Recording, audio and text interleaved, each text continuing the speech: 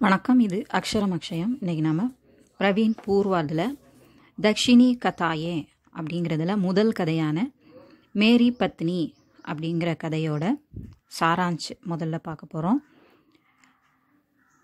மேரி பத்னி அப்படிங்கிற கதையை எழுதினவர் முனி மாணிக்கம் நரசிம்ஹராவ் அப்படிங்கிறவர்.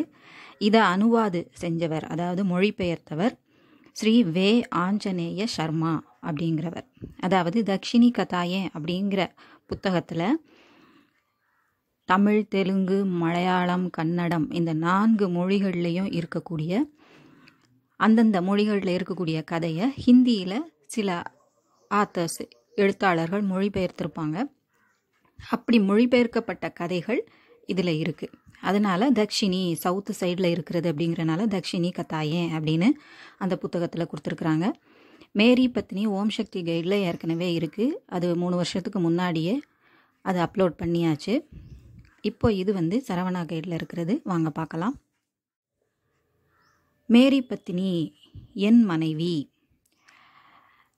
ஸோ முதல்ல கஹானிக்கார் பரிச்சய, இந்த கதையை எழுதினவரை பற்றி இதில் சொல்கிறாங்க. தெலுங்குக்கே ஹாஸ்ய லேखकों में मुनि माणिक्यम नरसिम्हा जी अपना अद्वितीय स्थान रखते हैं. தெலுங்கு கே ஹாஸ்ய லேखकों में காமெடி எழுத்தாளர்களில் முனி மாணிக்கம் நரசிம்ஹராவ்ஜி அப்படிங்கிறவர் தனக்கு அத்விதீய அப்படின்னா தனக்குன்னு ஒரு இடம், தனிப்பட்ட இடம் அப்படிங்கிறத சொல்கிறாங்க. அத்விதீய, இதை மாதிரி வேற யாரும் இல்லை. த்விதீயன்னா இன்னொருத்தர் அப்படின்னு அர்த்தம். அத்விதீய அப்போது இன்னொருத்தர் இல்லை அப்படின்னு சொல்கிறாங்க. இந்த உலகத்தில் இவரை மாதிரி வேற யாரும் கிடையாது அப்படிங்கிற மாதிரி இணையில்லாத, மற்றொருவர் இல்லாத ஒரு இடத்தை இவர் பெற்றிருக்கிறார். அப்படி பெற்றவர்களில் இவரும் ஒருத்தர். गृहस्थ जीवन के सौंदर्य का मनोहर चित्र खींचने में आप कुशल थे. गृहस्थ जीवन, குடும்ப வாழ்க்கை, அதில் நடக்கக்கூடிய சில விஷயங்கள், ரொம்ப அழகான விஷயங்களை, சௌந்தர்யக்கா அந்த குடும்ப வாழ்க்கையின் அழகை, மனோகர் சித்திர கீஞ்சனமே அந்த அழகை ரொம்ப மனோகர், அதாவது மனோகர் மனதை கொள்ளை கொள்ளக்கூடிய அளவுக்கு ஒரு ஓவியம் போல தீட்டக்கூடியவராக இருக்கிறாரு. சித்திர கீஞ்சனேமே ஆப்பு குஷல்தே. ஸோ அந்த கதை எழுதுறதும் ஒரு ஓவியம் தீட்டுறது மாதிரி தான். அதை அப்படியே நம்ம கண்ணு முன்னால் அந்த வார்த்தைகள் மூலமாக அந்த சித்திரத்தை நம்ம முன்னால் கொண்டு வராங்க இல்லையா, அதனால அதை அப்படி சொல்லியிருக்காங்க. குஷல்தே அப்படின்னா தேர்ந்தவராக இருந்தார். ஆப்கி கரீப் 30 புஸ்தகே பிரகாஷித் ஹே. அவருடையது குறைஞ்சது, அதாவது மினிமம் அப்படின்னு சொல்லுவோம் இல்லையா, கரீப் ஏறத்தாழ குறைந்தது 300 புத்தகங்கள் பிரகாஷித்துகே வெளியிடப்பட்டிருக்கின்றன. ஆப்கோ காந்தம் கதலு பர் தெலுங்கு பாஷா சமிதி கா புரஸ்கார் பி பிராப்து ஹுவா ஹே. இவருக்கு காந்தம் கதலு அப்படிங்கிற தொகுப்பு, கதலு அப்படின்னா கதைகள், கதான சிங்குலர், கதலு அப்படின்னா கதைகள், கதைகள் அப்படின்னு நம்ம சொல்கிற மாதிரி கதலு கதைகள் அப்படிங்கிற தலைப்பில் இருக்கக்கூடிய புத்தகத்துக்கு தெலுங்கு பாஷா சமிதி மூலமாக புரஸ்கார் அவார்டு அவருக்கு கிடைத்திருக்கிறது. புரஸ்கார் பி பிராப்து ஹுவாக அவார்டும் அவருக்கு கிடைத்திருக்கிறது, விருதும் கிடைத்திருக்கிறது. ஸ்ரீ வே ஆஞ்சநேய சர்மானே இஸ் கஹானிக்கா அனுவாது கியா ஹே. ஸ்ரீ வே ஆஞ்சநேய சர்மா அப்படிங்கிறவர் இந்த கதையை ஹிந்தியில் அனுவாது செய்திருக்கிறாரு, அதாவது மொழிபெயர்த்திருக்கிறாரு. கஹானி கா சாராஞ்ச். இப்போ தான் சாராஞ்ச் வருது. பொதுவாக தக்ஷினி கதாயில் வெறும் சாராஞ்ச் மட்டும் எழுத சொல்கிறது இல்லை, சாராஞ்ச் எழுதி அதனுடைய ஸ்பெஷாலிட்டி என்ன, சிறப்புகள் என்ன அப்படிங்கிறதையும் சொல்லணும். இந்த கதை எப்படிப்பட்டதாக இருக்குது, எந்த வகையில் நமக்கு நல்லா இருக்குது, எந்த மாதிரியான விஷயங்கள் இதில் சிறப்பானதாக இருக்குது அப்படிங்கிறத சொல்கிறது தான் இந்த கொஸ்டின் ஆக்சுவலாக. ஸோ இது வெறுமனே சாராஞ்ச் மட்டும் இருக்காது. லேखक பரிச்சையிலேருந்து ஆரம்பித்து கடைசியில் அதனுடைய சிறப்புகளை சொல்லி தான் இதை முடிக்கணும். அதனால் சாராஞ்ச் எழுதிட்டு நான் நல்லா எழுதிட்டேன், முழு சாராஞ்சும் எழுதியிருக்கேன் ஆனாலும் எனக்கு மார்க் வரல அப்படின்னா இந்த மாதிரி காரணங்கள் தான் இருக்கும். ஹையர் எக்ஸாம்னு வந்துட்டுனா எப்படி லிட்ரேச்சருக்கு நம்ம எந்த மாதிரி நல்லா எழுதணுமோ அந்த அளவுக்கு எழுதணும், அதுக்கேற்ற மாதிரி தான் மார்க் கிடைக்கும். ஸோ நம்ம சுருக்கி எழுதிட்டு மார்க் வரலன்னு நம்ம எதிர்பார்க்கக்கூடாது. அதுக்கு தான் அதில் 15 அல்லது 10 மார்க் நமக்கு வச்சிருக்கிறது.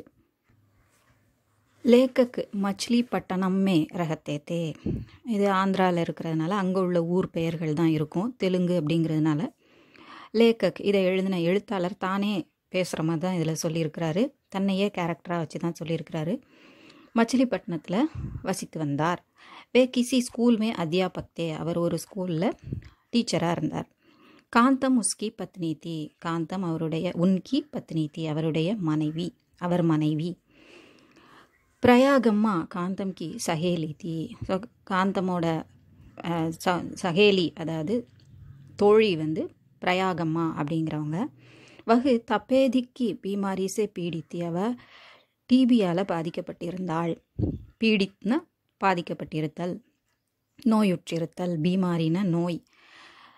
ராஜமகேந்திரி கே சானிடேரியம் மே உஸ்கி சிகிச்சா ஹோ ரஹி தி. அவளுக்கான சிகிச்சை ராஜமந்திரியில் இருக்கக்கூடிய ஒரு சானிடேரியம், அதாவது ஒரு கிளினிக்கில், ஒரு ஹாஸ்பிட்டலில் அவளுடைய சிகிச்சை நடந்து கொண்டு இருந்தது. ஹோ ரஹி தி சென்று கொண்டிருந்தது. காந்தம் உசே தேக்னா சாத்தி தி. காந்தம் அவளை மீட் பண்ணணும் அப்படின்னு நினச்சா. உடம்பு முடியாமல் இருக்கிறனால பார்த்து நலம் விசாரிக்கணும் அப்படின்னு நினைக்கிறா.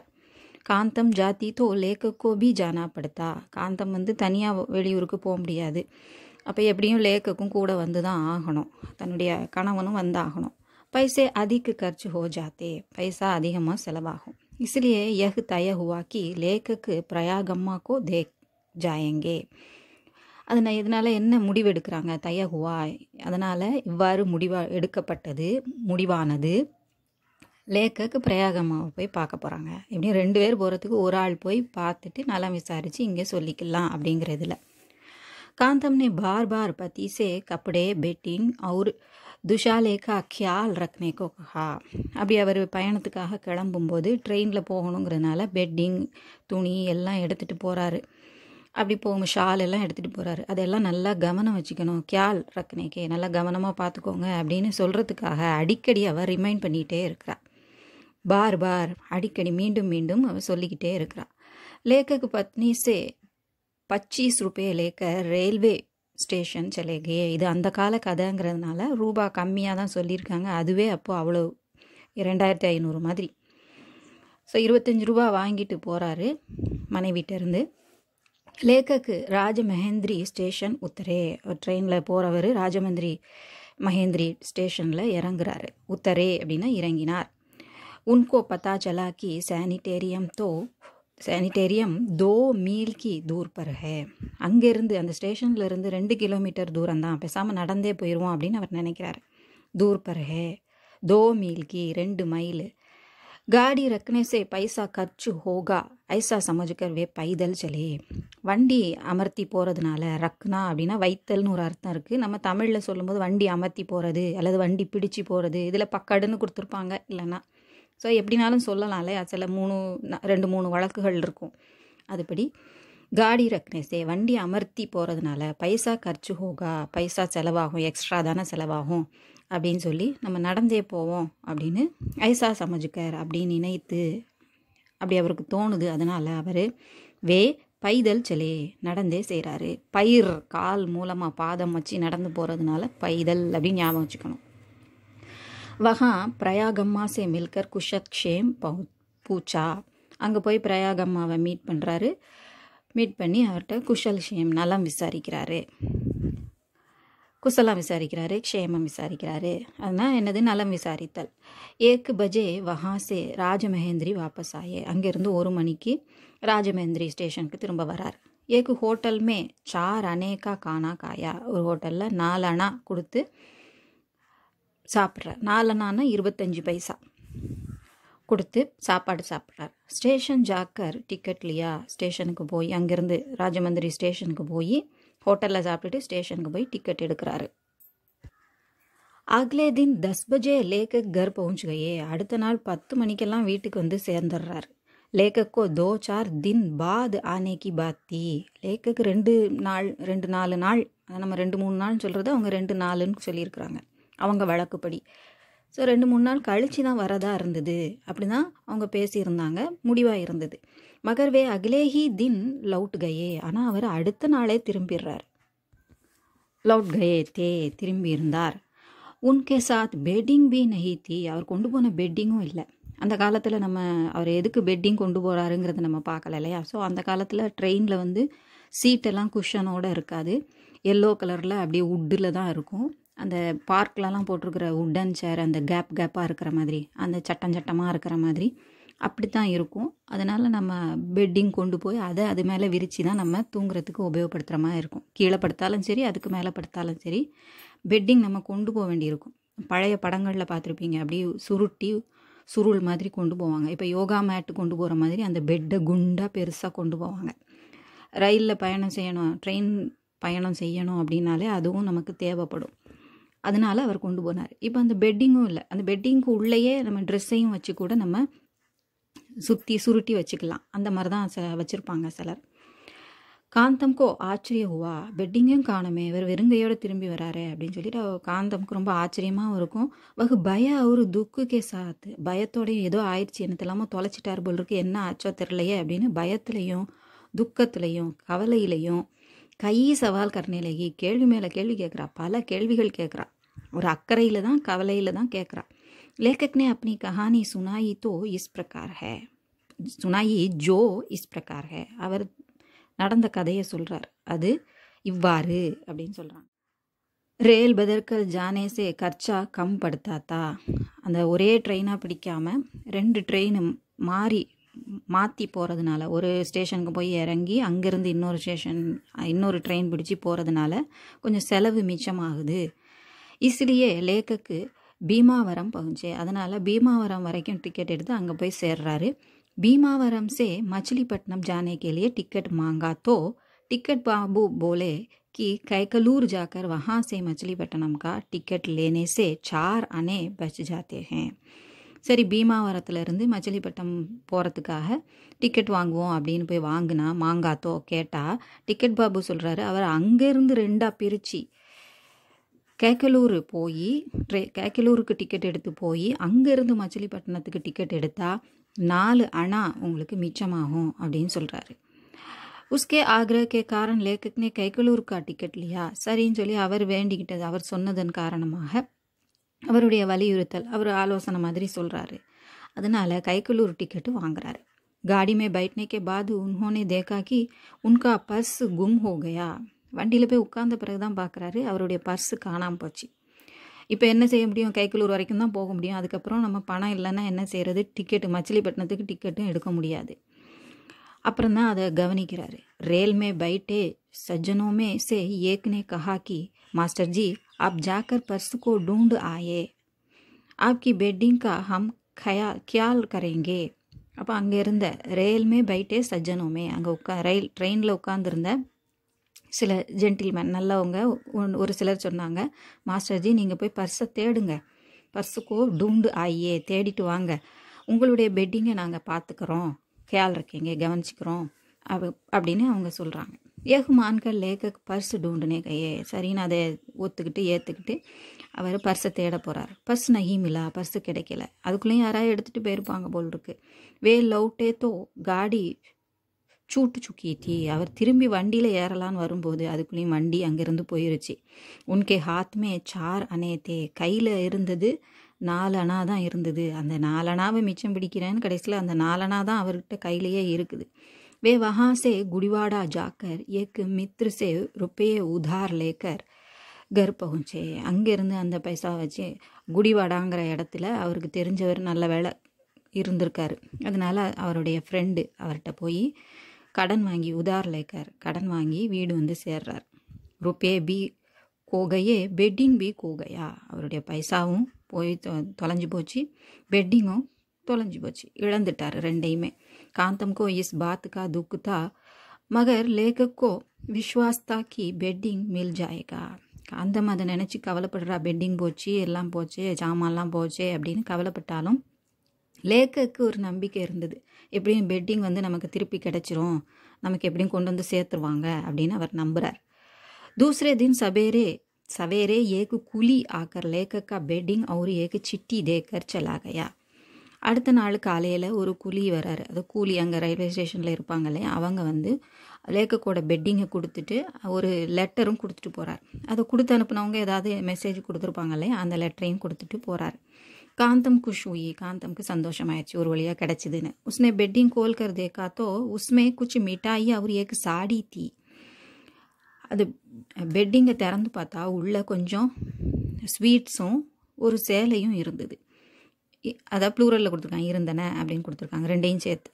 एक देखकर कांतम को पति पर शक हुआ. அதை பார்த்தோன்னே லேடிஸ் சேரீ இருக்கே, இவர் எங்கே போயிட்டு வராரு, ஏதோ நம்மகிட்ட மறைக்கிறாரோ அப்படின்னு சொல்லி அவங்க வீட்டில் விட்டுட்டு வந்திருப்பாரோ பெட்டியை இப்படின்னு என்னெல்லாமோ கற்பனையில் போகுது. அவளுக்கு சந்தேகம் வருது. வகு லேக்கஸே ஜகட்னே லகி, அவள் சண்டை போட ஆரம்பிச்சிட்டான். நீ நான் சொன்ன இடத்துக்கு போகாமல் நீங்கள் எங்கே போயிட்டு வந்திருக்கீங்க அப்படின்னு அவள் சண்டை போட ஆரம்பிக்கிறான். ஜகட்னே லகி, சண்டை இடத்தவங்கிறா. இசி சமயம் ஏக்கு சஜ்ஜன் வகா ஆப்பவுச்சே. அப்போ திடீர்னு அங்கே ஒரு இப்படி விவாதம் நடந்துட்டு இருக்கும்போது அங்கே ஒரு மனுஷன் வராரு, ஒரு மனிதர் வராரு. சஜ்ஜன்னா ஜென்டில்மேன், ஒரு நல்ல மனிதர் வராரு. उन्होंने कहा कि मास्टर के बेडिंग को मेरा समझकर मेरी लड़की ने उसमें अपनी साड़ी और चोली रख दी थी. அவர் சொல்கிறார், மாஸ்டர் ஜியோட பெட்டிங்கை வந்து தன்னுடையது அப்படி என்னுடையதுன்னு நினச்சிட்டு என்னுடைய மகள் அவளுடைய சேலையையும் சோழி ப்ளவுஸையும் அதில் வச்சுட்டா. ஜராவே சீஸேன் தீஜியே, கொஞ்சம் அதை எடுத்து கொடுத்துருங்களேன், அந்த பொருட்களை தாங்களேன் அப்படின்னு சொல்லி அவர் கேட்குறார். காந்தம்னே வே சீஸேன் தேதி, அவள் அந்த அவசரமாக போய் அந்த இதை எடுத்து அப்பாடான்னு ஒரு நிம்மதி அவளுக்கு, ஹஸ்பண்டு நல்லவர் தான் அப்படிங்கிற இதில் அதை அவசரமாக கொண்டு போய் அவங்கக்கிட்ட அந்த ஆள்கிட்ட கொடுத்துட்றா. வகு சஜ்ஜன் செல்லேகையே, அவர் போயிடுறாரு, வாங்கிட்டு போயிடுறாரு. कांतम ने लेखक से माफ़ी मांगते हुए काफ़ी का प्याला लेखक के हाथ में थमा दिया.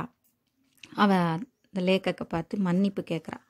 மன்னிப்பு கேட்டுட்டே கையில் இருந்த காஃபி கப்பை அவர் கையில் அப்படியே திணிச்சிட்டு போகிறாள். அவளுக்கே அது நினச்சி சிரிப்பாக வருது. கஹானிக்கு விசேஷதாயே, கதையில் இருக்கக்கூடிய சிறப்புகள் என்ன நம்ம சொல்லணும் இல்லையா, அது இதுவும் சேர்த்து தான் முழுமையடையும் இந்த எஸ்ஸே எழுதுறது. हर स्त्री अपने पति की क्षमता को कम आंकती है, उसको அசாவதான் और மந்துபுத்தி மாந்தி है.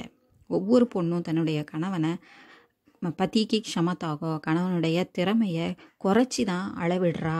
கம் ஹாங்திஹேனா குறைச்சி தான் அளவிடுறா. உஸ்கோ அசாவதான் ஒரு மந்து புத்தி. சாவதான் அப்படின்னா கவனமாக இருக்கிறது, அசாவதான்னா அக்கறை இல்லாமல் இருக்கிறது, கவனம் இல்லாமல் இருக்கக்கூடியது, கவனக்குறைவாக இருக்கக்கூடியது. மந்து புத்தி, மந்தமான புத்தி அப்படின்னு அவன் நினைக்கிறா, நம்புறா. ஒவ்வொரு பெண்ணுமே தன்னுடைய ஹஸ்பண்டை இப்படி குறைச்சி தான் எடை போடுறா அப்படின்னு சொல்கிறாங்க. உஸ்பர் ஷக் பி கர்த்திகை, அது மட்டும் இல்லை, அப்பப்போ அவர் மேலே ஒரு சந்தேகம் வருது. ஆண்களுக்கு மேலே பெண்களுக்கு இயல்பாகவே ஒரு சின்ன சந்தேகம் இருக்கும் அப்படிங்கிறத சொல்கிறார். பொதுவாக இருக்கக்கூடிய குணம், எல்லா இடத்துலையும் நம்ம பார்க்கக்கூடியது. எகு ஸ்வபாவ் காந்தம் காபி ஹே, இந்த ஸ்வபாவ், இந்த இயல்பு, இந்த நேச்சர் காந்தம்க்கும் இருந்தது. ஜோ பி ஆத்மி படுத்தா ஹே மேரி பத்னி வகு கஹானி கோ அப்னே சம்பந்தமே ஹி பார்த்தா ஹே. எந்த ஒரு மனிதனும், ஏதாவது ஒரு மனிதன், கல்யாணம் ஆன மனிதன் மேரி பத்னி அப்படிங்கிற இந்த கதையை படித்தான் அப்படின்னா வகு கஹானி, அந்த கதை அப்னே சம்பந்தமே ஹி பார்த்தா ஹே, அதில் இருக்கக்கூடிய அந்த கதையை தனக்கு சம்மந்தப்படுத்தி தான் அவன் பார்க்குற மாதிரி இருக்கும். எப்போவுமே ரிலேட் பண்ணி பார்க்குற மாதிரி தான் இருக்கும். ஏன்னா எல்லாருமே இதே மாதிரி ஒரு சிச்சுவேஷன் சந்திச்சிருப்பாங்க அப்படின்னு சொல்கிறார். इसलिए इस कहानी के लिए मेरी पत्नी उत्तम शीर्षक है. மேரி பத்னி அப்படிங்கிற வார்த்தையை சொல்லும்போது என் மனைவி அப்படின்னு ஒவ்வொரு ஆணும் தன்னுடைய மனைவியை சொல்கிற மாதிரியே இந்த கதை பொருந்துது அப்படிங்கிறத சொல்கிறாங்க, சம்மந்தப்படுத்தி சொல்ல முடியுது. அதனால இந்த ஷீர்ஷக்கு தலைப்பு வந்து ரொம்ப சிறந்ததாக இருக்குது. உத்தம் ஷீர்ஷக்கு சிறந்த ஒரு தலைப்பாக இருக்குது. பூரி கஹானிமே சிஷ்டு ஹாஸ்யக்கி புகார் ஹே. இந்த முழு கதையிலையுமே டீசெண்டான காமெடி தான், அதாவது ரொம்ப இதானதாக இல்லை, போரிங்காவோ வல்கராவோ எப்படியோ இல்லாமல் நல்ல காமெடியாக இருக்குது. அது அங்கங்கே தெளிக்கப்பட்டிருக்கு. புகார் அப்படின்னா தெளிக்கப்பட்டிருக்கு அப்படின்னு சொல்கிறாங்க. इसलिए कहानी में रोचकता अपने आप आ जाती है. அதனால் இந்த கதையில் ஒரு ரொம்ப போரிங்காக இல்லாமல் எப்படி ஒரு இன்ட்ரெஸ்ட்டு நமக்கு अपने आप தானாகவே வந்துடுது. परिवार में होने वाली रसभरी घटनाओं के वर्णन से रोचकता तीव्र हो जाती है. இந்த உண்மையான மூல கதையை பெருசாக இருக்கும் இல்லையா, அதை நம்ம வாசித்தாதான் இந்த மாதிரியான விஷயங்கள்லாம் அதில் நம்ம பார்க்க முடியும். இப்போ நம்ம பார்த்தது சாராஞ்ச் அப்படிங்கிறதுனால இதில் நம்ம இப்போ சொல்கிற இந்த சிறப்புகளை நம்ம நேரடியாக இந்த சாராஞ்சில் பார்த்துருக்க மாட்டோம். ஒரிஜினல் கதையை நம்ம வாசித்து பார்த்தா தான் அது தெளிவாக தெரியும், வெளிப்படையாக தெரியும். ஸோ பரிவாரமே ஹோனே வாலி, ஒரு குடும்பத்தில் இருக்கக்கூடிய ரசுபரி, ரொம்ப இனிமையான ரசம் நிறைந்த घटना நிகழ்வுகளை घटनाओं के वर्णन से रोचकता तीव्र हो जाती है. அப்படிப்பட்ட அந்த இனிமையான நிகழ்வுகளை வர்ணிக்கிறது மூலமாக அந்த வர்ணனை இந்த கதையினுடைய இன்ட்ரெஸ்ட்டை இன்னும் அதிகப்படுத்துது, ஆர்வத்தை இன்னும் தூண்டுது. தீவிர ஹோ ஜாத்தி ஹே, தீவிரமாக ஆகுது அப்படின்னு சொல்கிறாங்க. கதோபகத்தன் சரல் அவுரு சுபோத் ஹே. கதோபகத்தன்னா வார்த்தாலாப் அப்படின்னும் சொல்லுவோம். டயலாக், இதில் இருக்கக்கூடிய வசனங்கள், கதையில் வரக்கூடிய வசனங்கள் ரொம்ப எளிமையானதாகவும் அதே சமயம் நல்ல வார்த்தைகள், சுபோது, நல்ல புத்தி பூர்வமாக இருக்கக்கூடியதாக இருக்குது அப்படின்னு சொல்கிறாங்க. कथा कहने की शैली अनुपम और हमारी जिज्ञासा को बढ़ाने वाली है. இந்த கதை சொல்லக்கூடிய அந்த ஸ்டைல் வந்து அனுப்பம், உபம் அப்படின்னா ஒப்புமை தரக்கூடியது, அனுப்பம் ஒப்பில்லாததாக இருக்குது. அதே சமயம் ஹமாரி ஜிக்ஞாசாக்கோ, நம்மளுடைய க்யூரியாசிட்டி, தெரிஞ்சுக்கணுங்கிற ஆர்வத்தை படானே வாலி, அதிகரிக்கக்கூடியதாகவும் இருக்குது. யஹ் கஹானி அனூதித் ந லகாக்க மூல் கஹானி ஹி மாலும் படுத்தி ஹே. இதை படிக்கும்போது ஏதோ அனூதித், அதாவது டிரான்ஸ்லேட் பண்ணப்பட்டது, மொழிபெயர்ப்பு கதை அப்படின்னு தோணாமல், ந லகாக்கர் அப்படின்னு தோணாமல், மூல் கஹானி ஹி மாலும் ஹோத்தா ஹே, ஒரு மூலக்கதையை வாசிக்கிற மாதிரி, நேரடியாகவே தமிழில் எழுதப்பட்ட கதையை, அதாவது நேரடியாகவே ஹிந்தியில் எழுதப்பட்ட கதையை வாசித்தா எப்படி இருக்குமோ அதை மாதிரி நமக்கு தோணுது. இதே கதையை நம்ம தமிழில் படிக்கும்போது படித்தோன்னா எப்படி நம்ம புரிஞ்சுக்குவோமோ அதை மாதிரி நமக்கு இருக்கும்.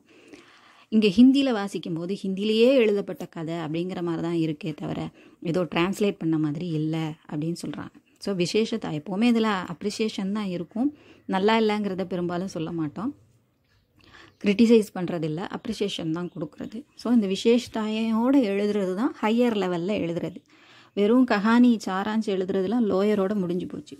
ஸோ ஹையர் வந்தாச்சு அப்படின்னாலே வெறுமனை சாராஞ்சி எழுதிட்டு மார்க் வரலன்னு எதிர்பார்க்கக்கூடாது. சரி, இது உங்களுக்கு உபயோகமாக இருந்திருக்கும்னு நினைக்கிறேன். பிடிச்சிருந்தா லைக் பண்ணுங்கள், ஷேர் பண்ணுங்கள், சப்ஸ்கிரைப் பண்ணுங்கள். சப்ஸ்கிரைப் பண்ண எல்லாருக்கும் நன்றி. நன்றி, வணக்கம், தன்யவாத்.